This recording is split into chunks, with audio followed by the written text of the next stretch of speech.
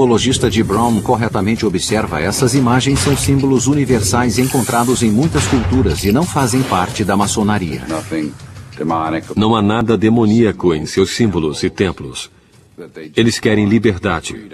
A separação da igreja e do Estado. A liberdade independente de qualquer religião.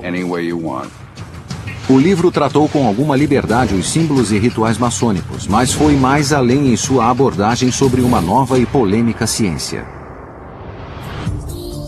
No romance de Dan Brown, O Símbolo Perdido, a cientista Catherine Solomon tem um laboratório ultramoderno no centro de apoio do Museu Smithsonian em Silver Hill, Maryland. Os 464 metros quadrados do laboratório armazenam milhões de espécies e artefatos, mas não existe um departamento de noética. Esta parte do livro e a cientista de Brown são ambos ficção. Mas existe um laboratório real localizado do outro lado do país, nas colinas do norte da Califórnia.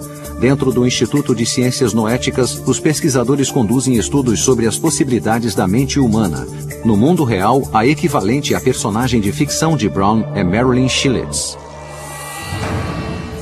Em toda a história e culturas, as pessoas dizem ter capacidade para usar suas mentes ou a consciência para influenciar o mundo físico.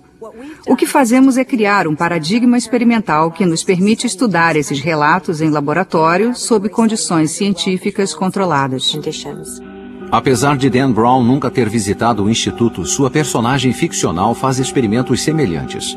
No experimento sobre intenção, por exemplo, o objetivo é determinar se uma pessoa, ao olhar para outra em um local separado, pode afetar a saúde física daquela pessoa.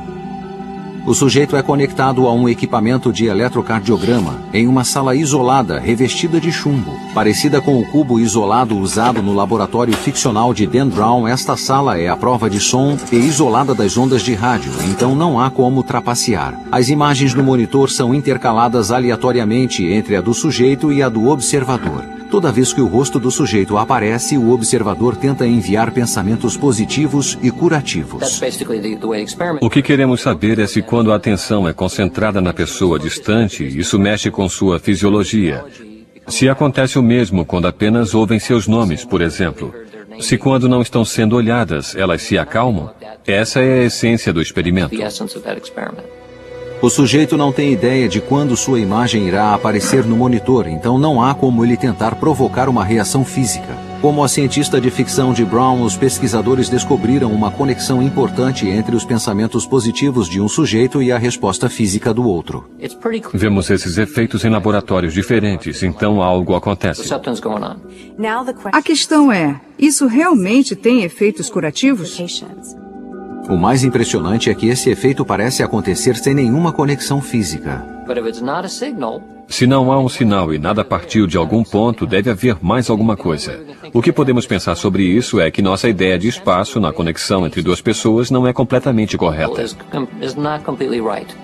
Embora o livro não mencione, esse conceito tem dominado a ciência ocidental desde o século XVII, quando o filósofo e matemático francês René Descartes fez um pacto com a igreja para evitar perseguição. A igreja disse, tudo bem, vamos deixar você fazer ciência. Não vamos considerá-lo um herege, mas vamos fazer um trato. Você estuda os aspectos físicos e deixa os aspectos da alma e da consciência conosco. Ainda estamos vivendo sob o legado dessa negociação política, segundo o qual a ciência acredita que a única área relevante e válida para se pesquisar são os aspectos físicos materiais. Um experimento não mencionado no livro sugere que podemos ser capazes de enxergar o futuro. O sujeito é conectado a um aparelho de eletroencefalograma enquanto usa óculos e fones de ouvido com LEDs especiais. Os LEDs piscam e um tom de áudio toca em um padrão aleatório, acionando uma reação fisiológica. Eles veem uma luz ou ouvem um tom em momentos aleatórios. Não sabem quando, nem eu sei. O computador decide quando isso vai ocorrer. De acordo com o Dr. Radin, os testes mostraram que o corpo reage antes de a luz piscar e de os tons de áudio tocarem. É como se o corpo estivesse enxergando o futuro em uma fração de segundo. Eu uso o termo pressentimento como um pré-sentimento, ao contrário de uma pré-cognição. No livro, Brown sugere que se isso pode parecer impossível, muitos dos avanços científicos de hoje também pareciam inimagináveis para os pais fundadores. Para a ciência, isso era loucura, há cerca de 100 anos. Não havia ação à distância e ponto. Duas coisas só podiam interagir se houvesse proximidade entre elas. A mecânica quântica e a relatividade mudaram isso. No mundo de O Símbolo Perdido, quanto mais se sabe, mais se quer ocultar.